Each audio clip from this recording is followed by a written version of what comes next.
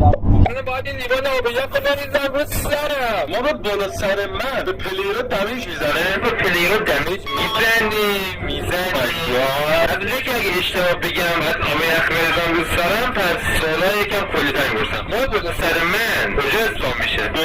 خودم نمیدونم کجا اسپام میشه. فکر کنم تو بود جوابم گرفتم. گیلی حالا که اینجوری شد ما رو بالا سر من کجا اسپام میشه؟ نمیدونم سوالی پرسی باید آیانه سوال پرسی. بده جان اینجوری سوال پرسیدی از من اشتباه که جواب دادی برام مهم نیست. ببین یا جواب میدی یا همین الان چالش رو تمام کنم. ما بالا سر من تو اوورورد هست. طبق چیزی که سوال قبل فهمیدم ما بالا سر من بالا تو مایکل وجود خارجی نداره بس از یکی از ماده استفاده کردی. ما بالا سر من جزو موبایل جهش یافته است. اون باشه. اوکی ما بالا سر من تو دسته حیوانات قرار میگیره بابام جان. ما بالا سر من از این موبایل بومباردینو کروکودیلو و این چرت و پرتاش از این جور مابا هست. اوکی آقا قراره سفلا بزن بخورم. از اونجایی که سوال ها رو پرسیدم و فقط یک دونه ماب هست که هم حیوان باشه و هم دمیج بزنه درس قطبیه. بازنده